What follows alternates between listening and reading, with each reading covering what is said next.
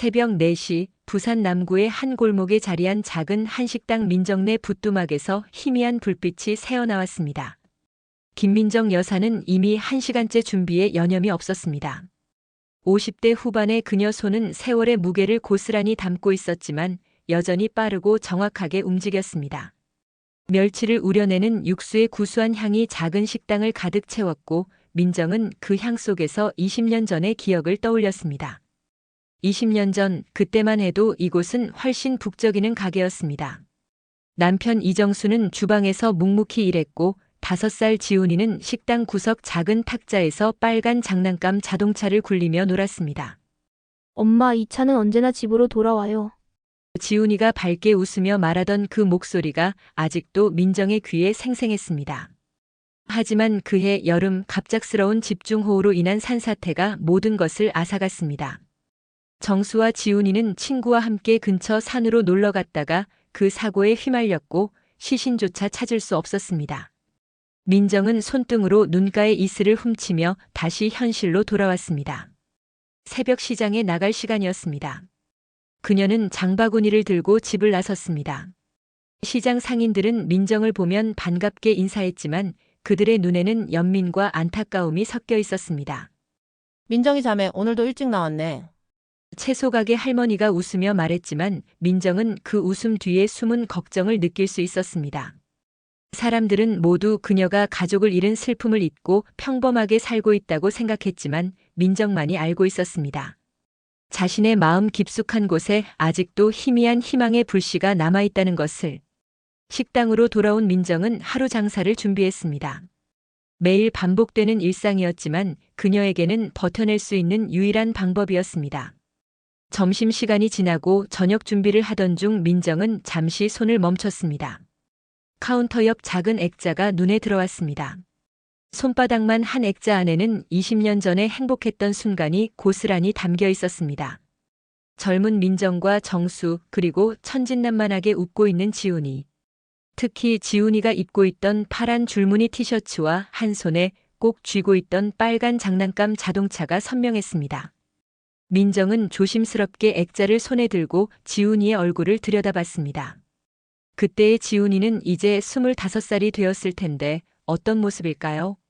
키는 아빠를 닮아 훤칠하게 컸을까요? 아니면 자신을 닮아 조금 작을까요? 그의 웃음소리는 여전히 맑고 밝을까요?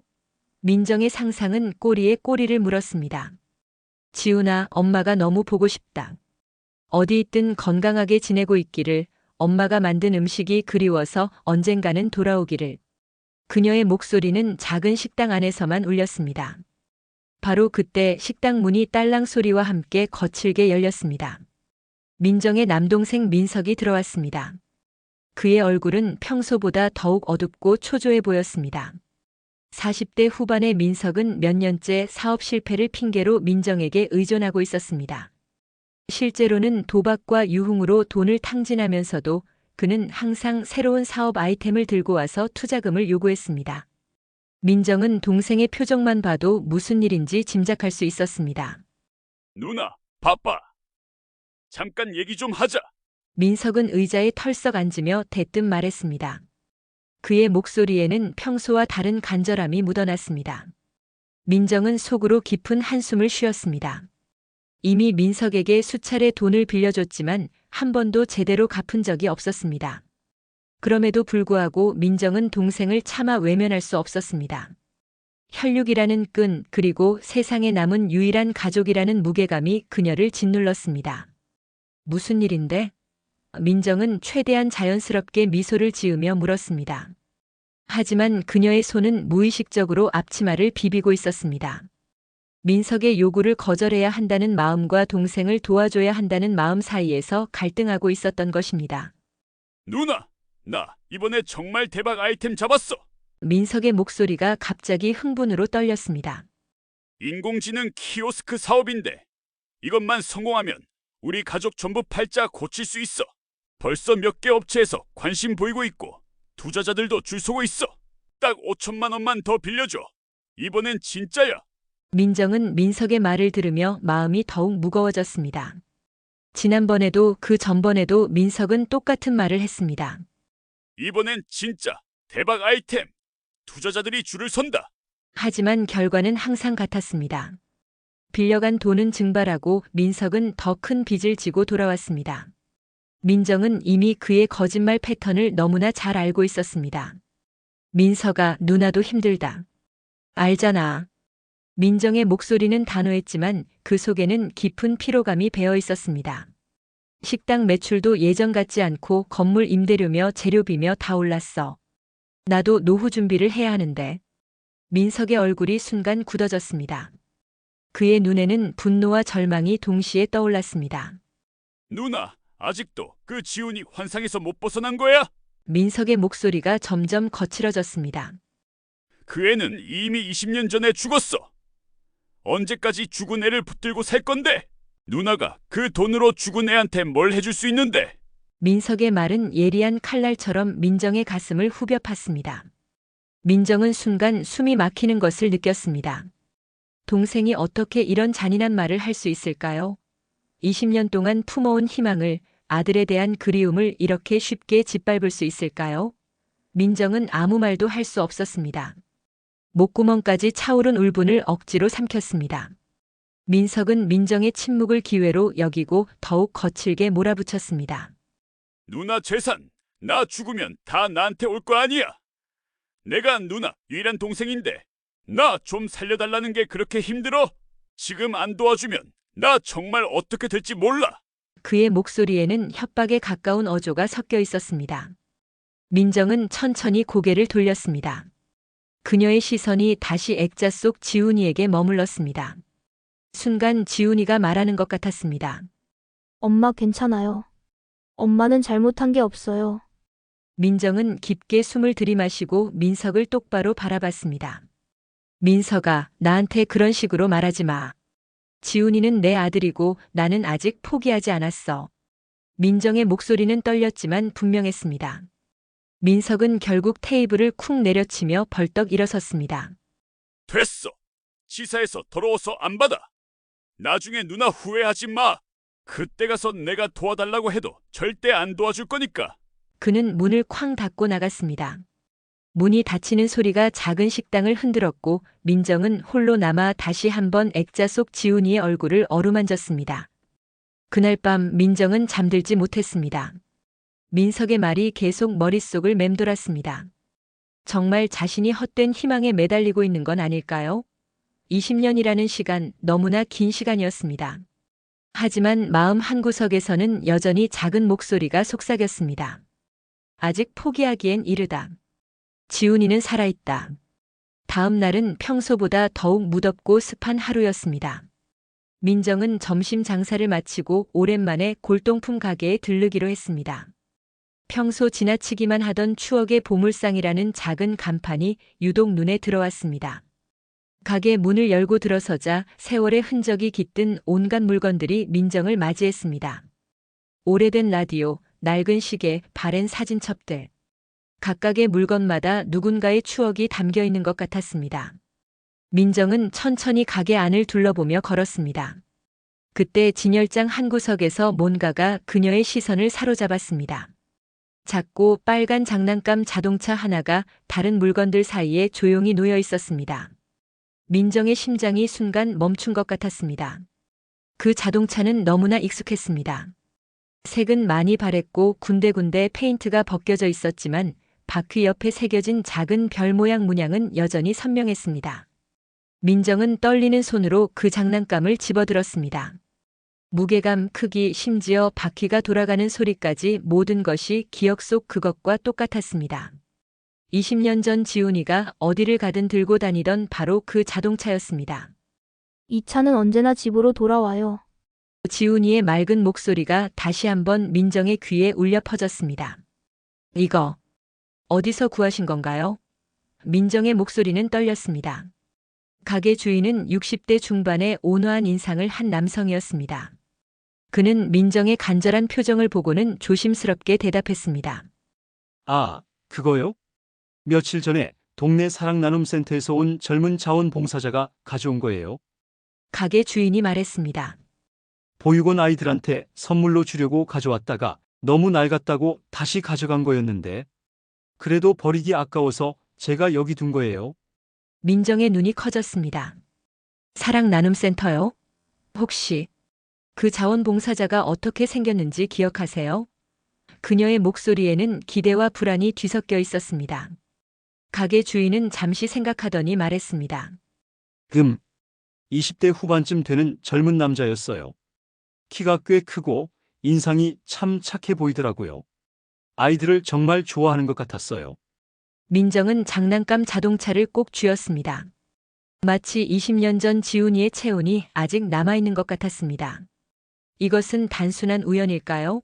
아니면 운명의 인도일까요? 민정의 가슴 깊숙한 곳에서 오랫동안 잠들어 있던 희망이 다시 꿈틀거리기 시작했습니다. 이 장난감 얼마예요? 민정이 물었습니다. 아, 그냥 가져가세요. 어차피 팔릴 물건도 아니고. 가게 주인은 민정의 표정에서 뭔가 특별한 의미를 느꼈는지 선뜻 양보했습니다. 민정은 깊이 고개를 숙여 감사 인사를 하고 가게를 나왔습니다.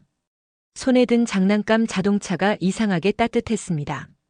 그녀는 집으로 돌아가는 길 내내 그 자동차를 내려다보며 걸었습니다. 사랑나눔센터라. 민정은 그 이름을 속으로 되뇌었습니다. 집에 돌아온 민정은 인터넷으로 사랑나눔센터를 검색해봤습니다. 그곳은 지역사회복지시설로 다양한 봉사활동과 교육 프로그램을 운영하고 있었습니다. 특히 보육원 아이들을 위한 미술치료, 독서 프로그램 등을 진행하고 있다고 나와 있었습니다. 민정의 마음이 다시 한번 뛰었습니다. 그날부터 민정의 일상은 완전히 바뀌었습니다. 식당 운영은 여전히 바빴지만 그녀의 마음과 생각은 온통 사랑나눔센터에 가 있었습니다. 매일 아침 일어나자마자 센터 홈페이지를 확인하고 봉사활동 일정을 살펴봤습니다. 하지만 막상 센터에 가서 뭘 해야 할지 확신이 서지 않았습니다. 만약 그 자원봉사자가 정말 지훈이라면? 만약 아니라면? 20년 만에 헛된 희망이 다시 좌절로 끝날 수도 있었습니다. 일주일을 고민한 끝에 민정은 용기를 내어 사랑나눔센터를 찾았습니다. 센터는 생각보다 아담하고 따뜻한 분위기였습니다. 로비에는 아이들이 그린 그림들이 벽에 가득 붙어 있었고 밝은 웃음소리가 복도 곳곳에서 들려왔습니다. 민정은 접수 데스크로 걸어가며 심장이 마구 뛰는 것을 느꼈습니다. 안녕하세요. 봉사활동에 참여하고 싶어서 왔는데요. 민정이 조심스럽게 말했습니다. 접수 담당자는 중년 여성으로 매우 친절한 미소를 지었습니다. 어서 오세요. 봉사활동 종류가 여러 가지인데 어떤 걸 희망하세요? 요리봉사, 청소봉사, 아이들 돌보기, 독서지도 등이 있어요. 아이들과 함께하는 봉사를 하고 싶어요. 민정이 대답했습니다. 사실 그녀의 진짜 목적은 그 자원봉사자를 만나는 것이었지만 직접 물어보기는 어색했습니다. 좋으세요. 그럼 오늘 오후에 진행되는 미술 시간에 참여해 보시는 건 어떨까요? 준우 선생님이 아이들과 함께 그림 그리기를 하거든요. 준우 선생님. 민정의 귀가 번쩍 뜨였습니다. 혹시 그가 장난감 자동차를 가져온 자원봉사자일까요? 민정은 가슴이 두근거리는 것을 억누르며 고개를 끄덕였습니다. 네, 참여하고 싶어요. 오후 2시 민정은 센터 2층 미술실로 올라갔습니다. 문을 열자 15명 정도의 아이들이 각자의 자리에서 그림을 그리고 있었습니다. 그리고 그들 사이를 돌아다니며 도움을 주는 한 명의 젊은 남성이 보였습니다. 민정은 그를 보는 순간 온몸에 전율이 흘렀습니다. 키는 180cm 정도로 훤칠했고 부드러운 인상에 따뜻한 미소를 짓고 있었습니다. 그가 아이들과 대화하는 모습에서 인내심과 다정함이 느껴졌습니다. 하지만 무엇보다 민정을 놀라게 한 것은 그의 전체적인 분위기였습니다. 뭔가 낯익은 그리운 느낌이 들었습니다. 준우 선생님, 이분이 오늘 봉사하러 오신 분이세요. 함께 온 센터 직원이 소개했습니다. 젊은 남성이 민정을 향해 다가왔습니다. 안녕하세요. 저는 강준우라고 합니다. 오늘 함께 해주셔서 감사해요. 민정은 그의 목소리를 듣는 순간 가슴이 철렁 내려앉았습니다. 목소리 톤, 말하는 방식, 심지어 미소 짓는 모습까지 모든 것이 지훈이를 떠올리게 했습니다. 물론 20년이라는 세월이 흘렀기 때문에 확실히 알 수는 없었지만 민정의 모성 본능은 강하게 반응하고 있었습니다. 네, 안녕하세요. 김민정이라고 해요. 민정은 최대한 자연스럽게 대답했지만 그녀의 목소리는 미세하게 떨렸습니다. 준우는 민정에게 아이들을 소개해주며 오늘 활동에 대해 설명했습니다. 민정은 그의 말을 듣고 있었지만 시선은 계속 그의 얼굴과 몸짓을 관찰하고 있었습니다. 그가 팔을 걷어 올릴 때 민정은 거의 숨을 멈출 뻔했습니다. 그의 왼쪽 손목에 작은 반달 모양의 점이 있었기 때문입니다. 지훈이의 왼쪽 손목에도 똑같은 점이 있었습니다. 민정은 그날 오후를 준우와 아이들과 함께 보냈습니다. 그녀는 아이들의 그림을 도와주면서도 계속해서 준우를 관찰했습니다. 그의 손짓, 걸음걸이, 웃는 모습, 아이들을 대하는 방식, 모든 것이 민정에게는 소중한 단서였습니다. 특히 그가 아이 하나가 그린 집 그림을 보며 와, 이 집 정말 따뜻해 보인다. 여기 살고 싶을 정도야. 라고 말할 때 민정의 가슴은 뜨겁게 달아올랐습니다. 어린 지훈이도 그림을 그릴 때 비슷한 말을 자주 했기 때문입니다. 봉사활동이 끝나고 민정은 센터 직원들과 자연스럽게 대화를 나눴습니다. 그녀는 준우에 대해 조심스럽게 물어봤습니다. 준우 선생님 정말 아이들을 잘 돌보시네요. 올해 봉사활동을 하신 건가요? 네, 준우 씨는 정말 특별해요. 한 직원이 대답했습니다. 사실 본인도 어릴 때 힘든 시간을 보냈거든요. 20년 전쯤 부모님을 사고로 잃고 보육원에서 자랐다고 하더라고요. 그래서인지 아이들 마음을 정말 잘 이해해요. 민정의 심장이 다시 한번 크게 뛰었습니다. 20년 전에 부모를 잃었다고. 그 시기가 지훈이를 잃은 시기와 정확히 일치했습니다. 혹시 무슨 사고였는지 들으신 적 있나요? 민정이 조심스럽게 물었습니다. 자연재해 사고라고 들었어요. 산사태인가? 정확히는 모르겠지만 그때 충격으로 일부 기억을 잃었다고 하더라고요. 그런데도 항상 밝고 긍정적이어서 정말 대단해요. 산사태, 기억 상실, 모든 퍼즐 조각들이 맞춰지는 것 같았습니다. 민정은 흥분을 겨우 억누르며 더 많은 정보를 얻으려고 했습니다. 그럼 어느 보육원에서 지냈는지도 혹시? 아, 그건 제가 정확히 모르겠네요. 준우 씨가 개인적인 얘기는 별로 안 하거든요. 하지만 이 근처 보육원이었다고 들은 것 같아요. 민정은 그날 밤 잠들 수 없었습니다. 준우의 모든 것이 머릿속을 맴돌았습니다. 그의 미소, 목소리, 손목의 점, 그리고 무엇보다 아이들을 바라보는 따뜻한 눈빛. 민정은 침대에서 뒤척이며 20년 전의 기억들을 하나하나 떠올렸습니다. 지훈이가 5살 때 보였던 모든 특징들, 버릇들, 그리고 말투까지 준우에게서 발견한 것들과 놀라울 정도로 일치했습니다. 하지만 동시에 의심도 들었습니다. 혹시 자신이 너무 간절한 나머지 없는 것도 있다고 착각하는 것은 아닐까요? 20년이라는 시간은 사람을 완전히 바꿀 수 있습니다. 5살 아이의 모습에서 성인의 모습을 찾는다는 것이 가능할까요? 민정은 이런 생각들 사이에서 밤새 고민했습니다. 며칠 후 민정은 다시 센터를 찾았습니다. 이번에는 요리 봉사를 하겠다고 자원했습니다. 아이들에게 간단한 요리를 가르쳐주는 프로그램이었는데 준우도 함께 참여한다고 했습니다. 민정은 이번 기회에 준우와 더 많은 대화를 나눠보기로 했습니다. 요리 시간이 시작되자 민정은 아이들에게 김밥 만들기를 가르쳤습니다. 준우는 옆에서 아이들이 다치지 않도록 도와주며 민정의 요리 솜씨에 감탄했습니다. 정말 맛있어 보여요. 어떻게 이렇게 잘하세요? 준우가 말했습니다. 20년 넘게 식당을 하고 있거든요. 민정이 대답했습니다. 혹시 김밥 좋아해요? 네, 정말 좋아요. 특히 단무지가 들어간 김밥을 어릴 때부터 좋아했던 것 같아요. 준우의 말에 민정의 손이 잠시 멈췄습니다. 지훈이도 단무지를 유독 좋아했었습니다. 어릴 때 기억이 많이 나세요?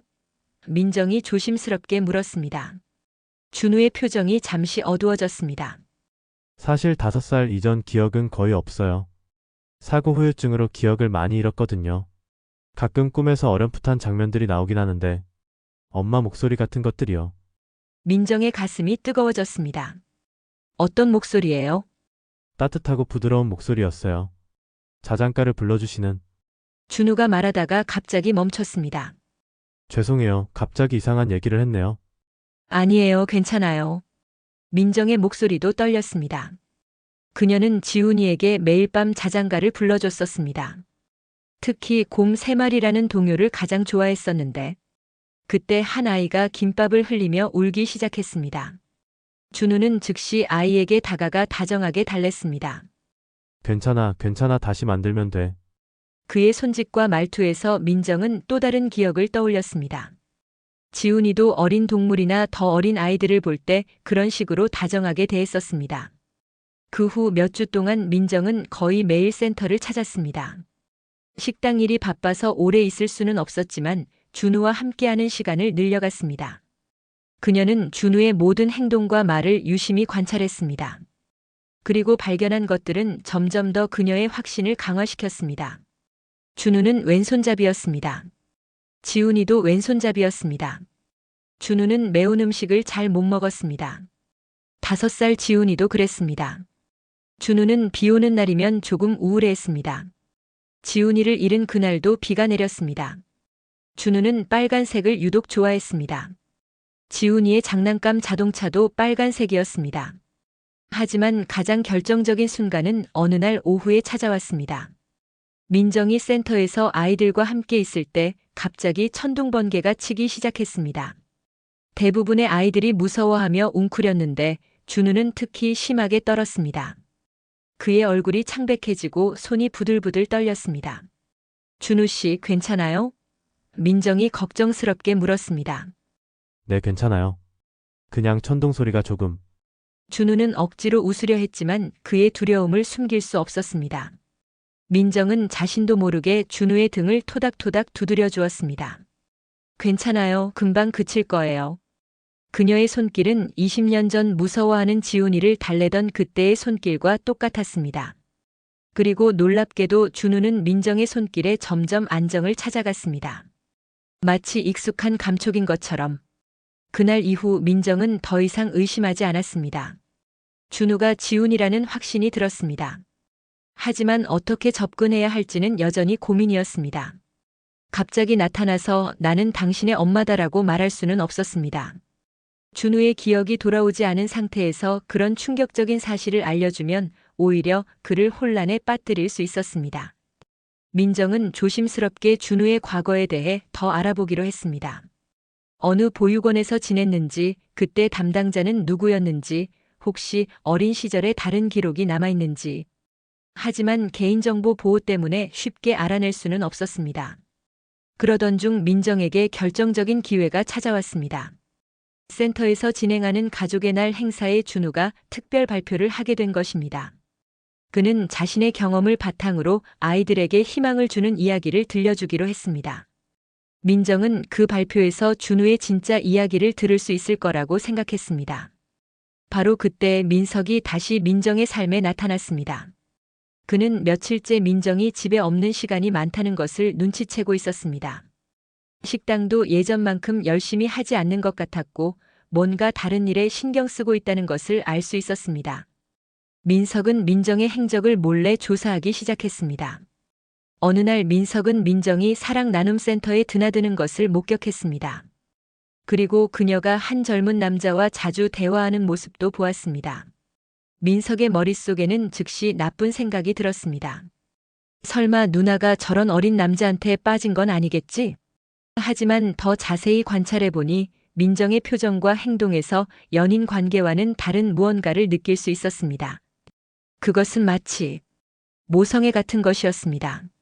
민석은 소름이 돋았습니다.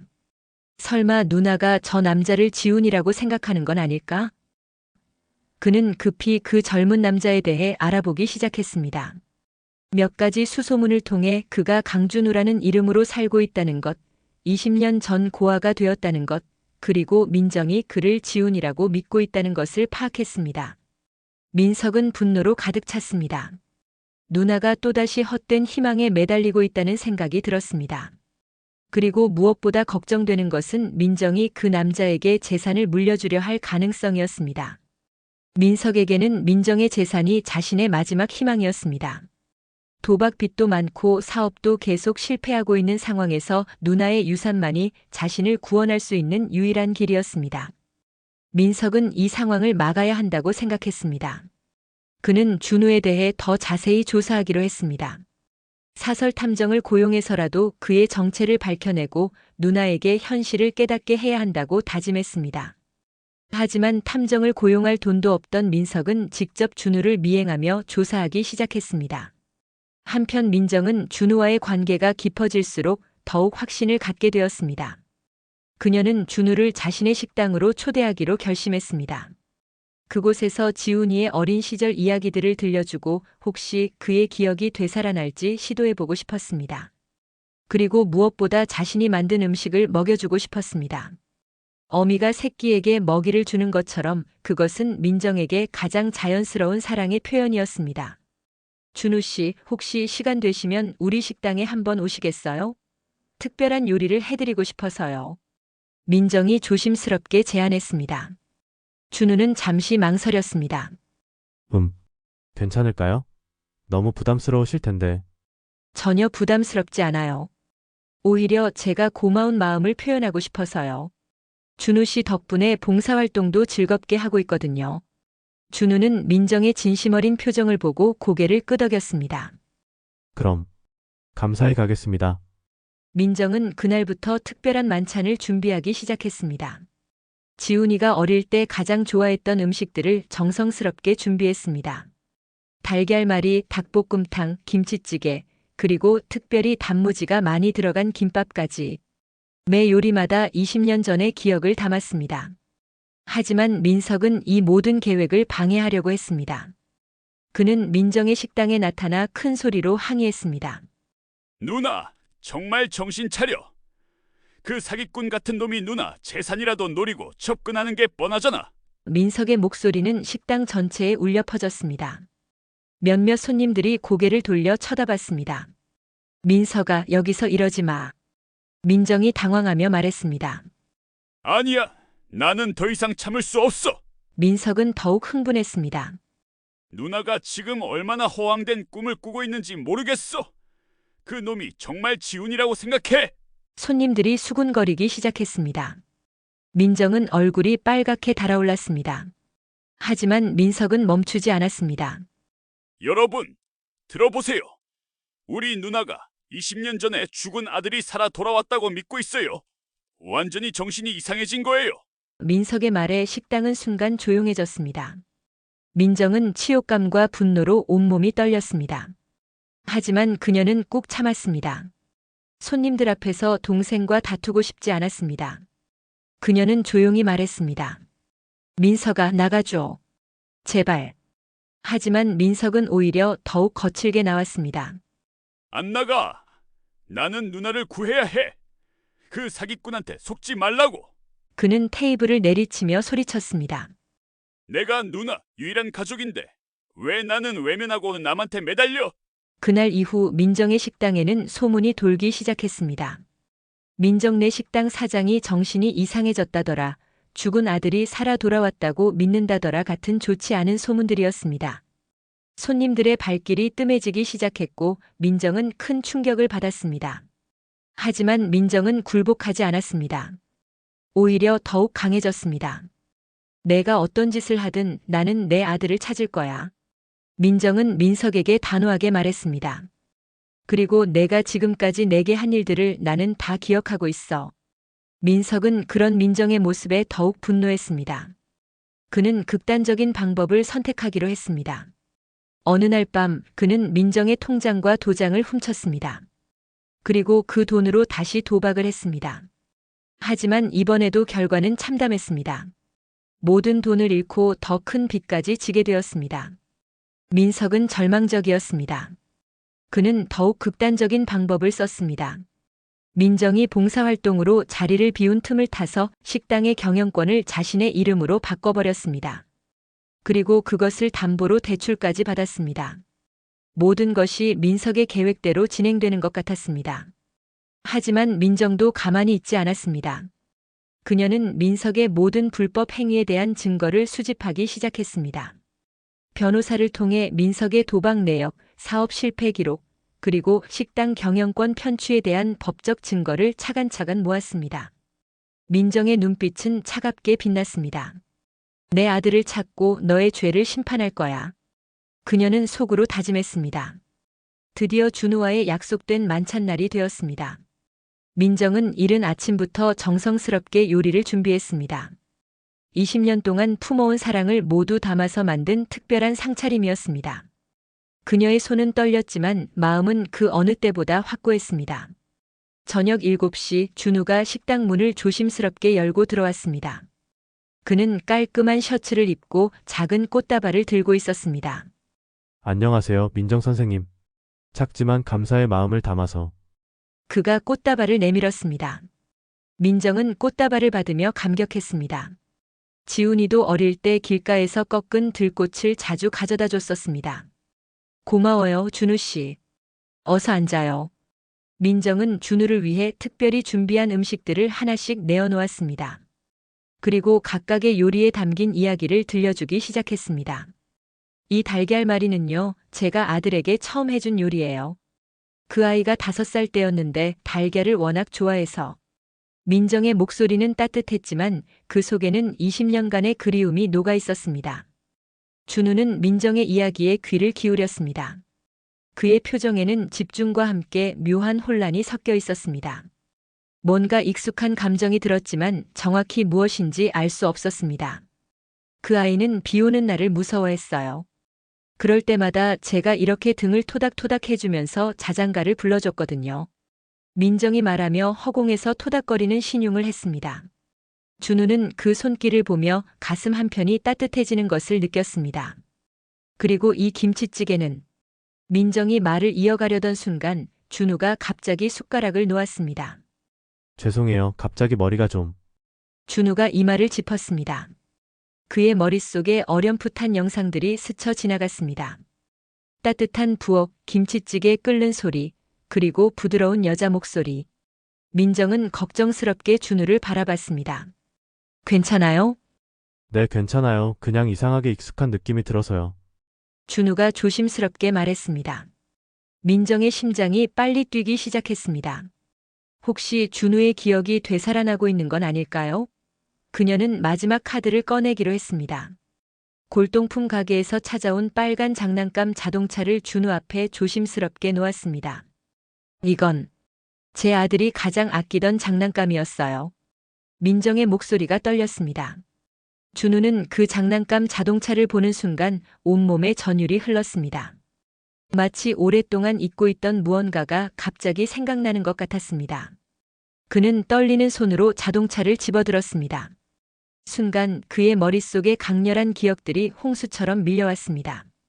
산사태, 무너지는 흙더미, 아빠의 절규, 그리고 이 빨간 자동차를 꼭 쥐고 있던 자신의 작은 손. 이 차는 언제나 집으로 돌아와요. 자신의 어린 목소리가 들렸습니다. 그리고 무엇보다 자신을 끌어안고 울던 여자의 따뜻한 체온과 향기. 준우는 고개를 들어 식당 벽을 바라봤습니다. 그곳에 걸린 가족 사진이 눈에 들어왔습니다. 사진 속의 어린 남자아이, 그리고 그 옆에서 웃고 있는 여자. 준우는 자신의 왼쪽 손목을 내려다봤습니다. 반달 모양의 작은 점이 있었습니다. 사진 속 아이의 손목에도 같은 점이 있었습니다. 모든 퍼즐 조각이 맞춰지는 순간이었습니다. 20년간 잃어버렸던 기억들이 물밀듯이 되돌아왔습니다. 엄마의 자장가, 아빠의 웃음소리, 따뜻했던 집의 냄새, 그리고 무엇보다 자신을 사랑으로 키워준 이 여자의 모든 것들. 준우의 눈에서 눈물이 흘러내렸습니다. 엄마? 그의 목소리는 20년 만에 되찾은 아들의 목소리였습니다. 민정은 그 한마디를 듣는 순간 모든 것을 깨달았습니다. 20년 동안 기다려온 바로 그 순간이었습니다. 지훈아, 내 아들아. 민정은 준우를 힘껏 껴안았습니다. 두 사람은 한참을 말없이 울었습니다. 20년간의 그리움과 기쁨이 눈물로 쏟아져 나왔습니다. 엄마, 정말 엄마예요? 제가 엄마를 찾아온 거예요? 지훈이 울먹이며 물었습니다. 그래, 내 아들. 엄마가 널 얼마나 기다렸는지 몰라. 민정도 눈물을 흘리며 답했습니다. 하지만 그들의 감격적인 재회는 오래 지속되지 못했습니다. 바로 그때 식당 문이 거칠게 열리며 민석이 들어섰기 때문입니다. 그는 식당 안의 감동적인 분위기에 어리둥절한 표정을 지었다가 곧 민정과 지훈이 서로를 껴안고 있는 모습을 보고 비웃었습니다. 뭐야? 누나, 결국 저런 사기꾼한테 완전히 속아 넘어간 거야? 민석은 냉소적으로 웃었습니다. 내가 뭐라고 했어? 저 자식이 누나 돈 뜯어내려고 연기하는 거라고. 이제 보니까 정말 노련하게 속이네.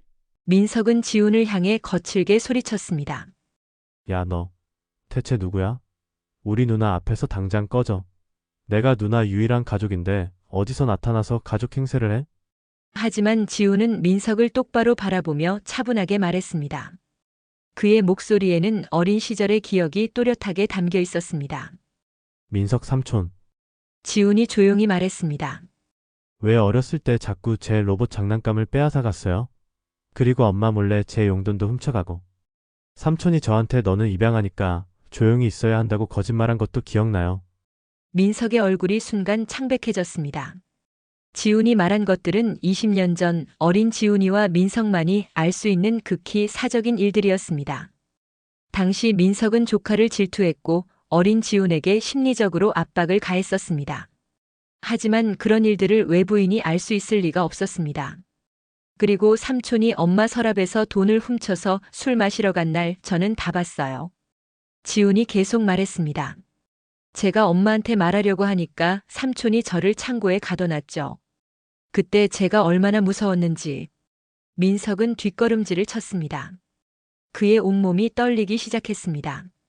너 정말 지훈이야. 어떻게 살아있을 수 있어? 그의 목소리는 경악과 공포로 가득했습니다. 민정은 지훈의 손을 꼭 잡고 민석을 차갑게 바라봤습니다. 그래, 내 아들 지훈이야. 20년 동안 너 때문에 얼마나 고생했는지 모르지. 그리고 내가 이 모든 재회를 방해하려고 했던 것도 다 알고 있어. 민석은 공황 상태에 빠졌습니다. 지훈이 진짜라면 자신이 지금까지 해온 모든 일들이 수포로 돌아갈 뿐만 아니라 법적인 처벌까지 받을 수 있었습니다. 그는 마지막 발악을 시도했습니다. 설사 저 놈이 진짜 지훈이라고 해도 뭐 어쩌라고. 20년 동안 연락도 없었잖아. 민석이 소리쳤습니다. 그리고 누나, 이미 식당 경영권은 내 이름으로 바뀌었어. 누나가 없을 때 내가 다 처리했거든. 민정은 그 말을 듣고도 전혀 놀라지 않았습니다. 오히려 차가운 미소를 지었습니다. 내가 그럴 줄 알고 있었어, 민석아. 민정은 핸드백에서 두꺼운 서류 봉투를 꺼냈습니다. 내가 내 통장에서 돈을 빼간 것, 도박으로 탕진한 것, 식당 경영권을 불법으로 변경한 것, 그리고 그것을 담보로 대출받은 것까지. 모든 증거가 다 여기 있어. 민석의 얼굴이 더욱 하얗게 질렸습니다. 누나, 설마. 응, 나는 내가 예상한 것보다 훨씬 똑똑해. 민정의 목소리는 차갑고 단호했습니다. 너가 헛짓거리 하고 다니는 동안 변호사와 함께 내 모든 불법 행위에 대한 증거를 수집했어. 내 도박 내역, 사업 실패 기록, 경영권 편취 과정.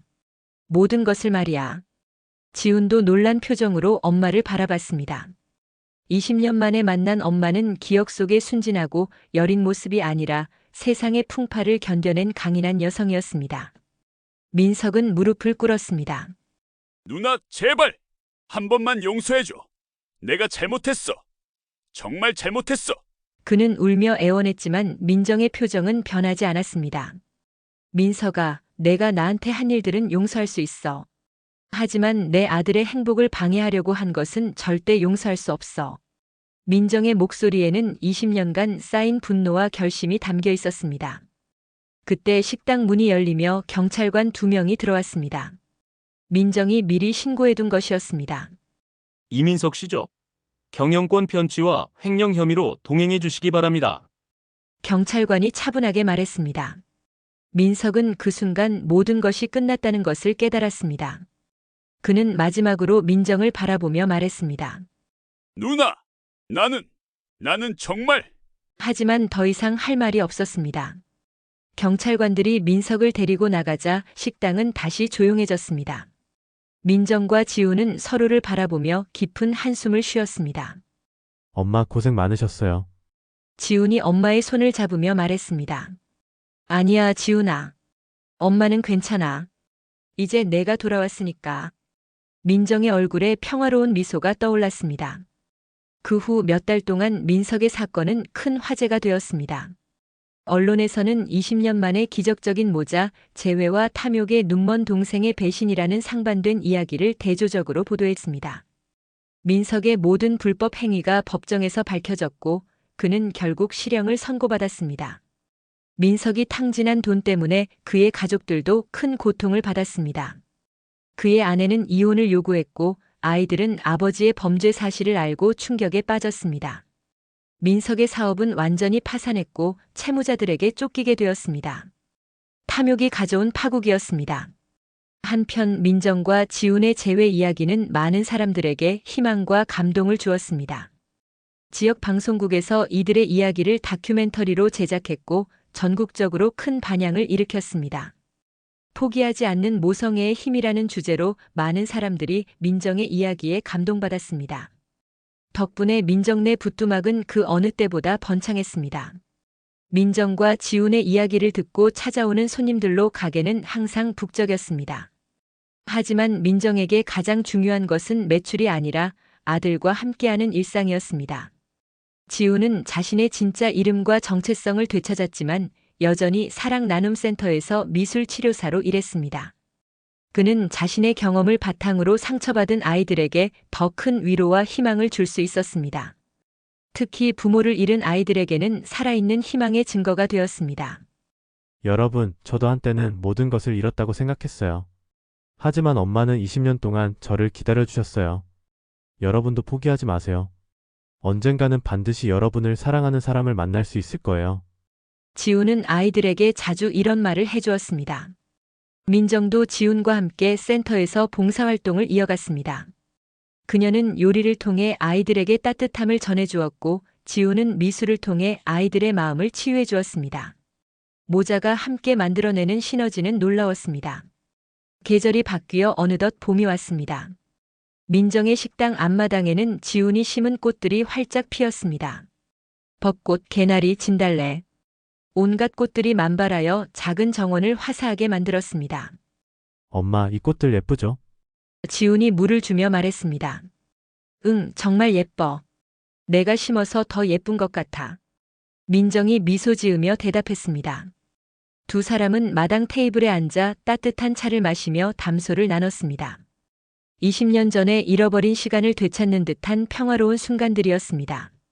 엄마, 20년 동안 정말 고생 많으셨어요. 그런데 어떻게 포기하지 않고 기다려주실 수 있었어요? 지훈이 물었습니다.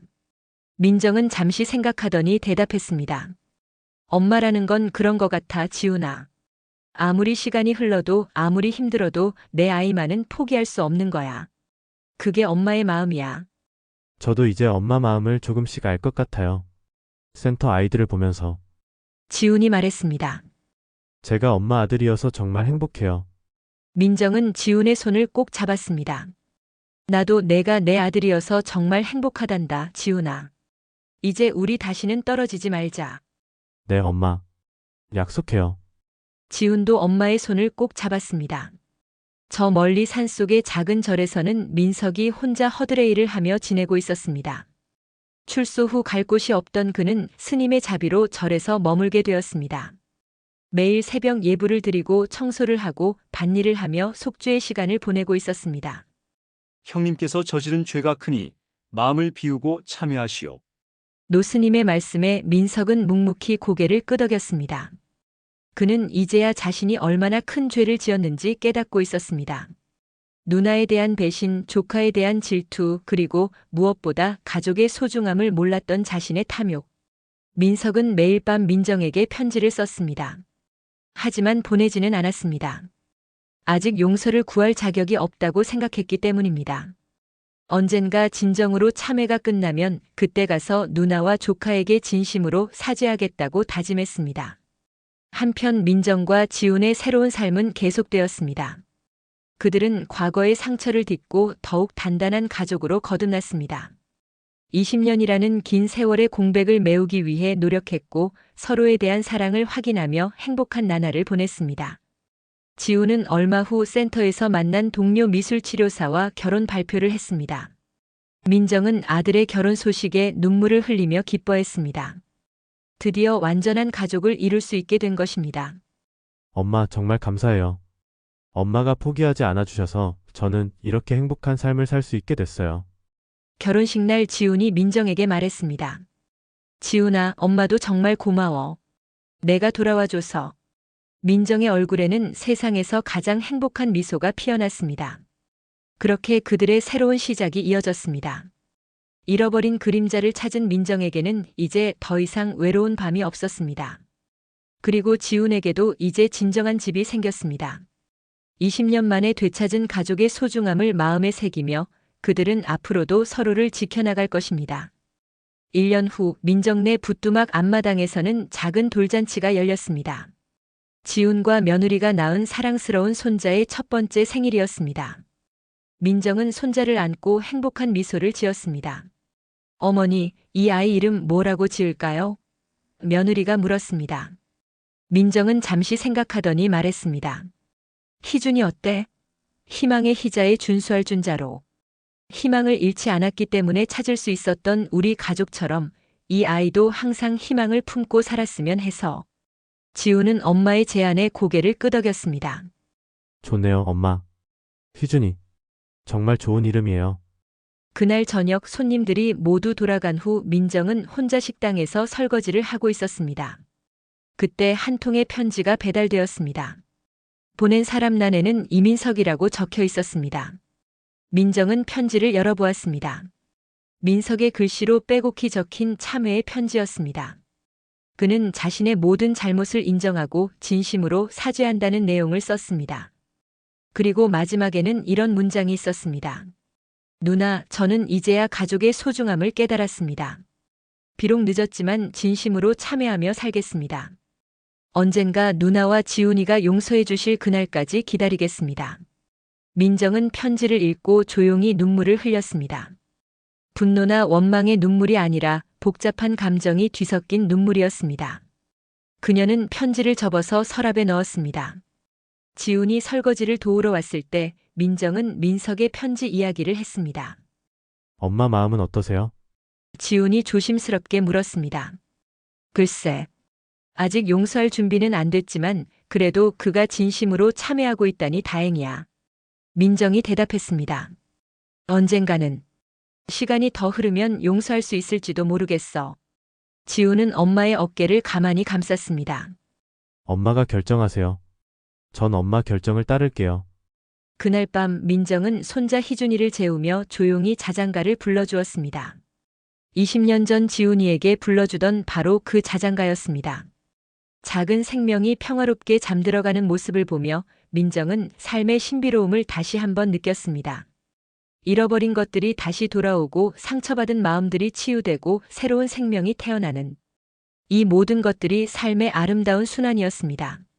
민정은 창밖을 바라봤습니다. 밤하늘에는 별들이 반짝이고 있었습니다. 20년 전 지훈이를 잃었던 그날 밤에도 이런 별들이 빛나고 있었을 것입니다. 하지만 그때의 민정은 그 별빛을 볼 여유가 없었습니다. 이제는 달랐습니다. 별빛도 달빛도 모든 것이 아름답게 보였습니다. 지훈아, 고마워. 엄마에게 돌아와줘서. 민정은 속으로 중얼거렸습니다. 그리고 그들의 이야기는 계속 이어질 것입니다. 가족의 사랑으로, 용서와 화해로, 그리고 새로운 희망으로. 잃어버린 그림자를 찾은 그들에게는 이제 더 이상 두려울 것이 없었습니다.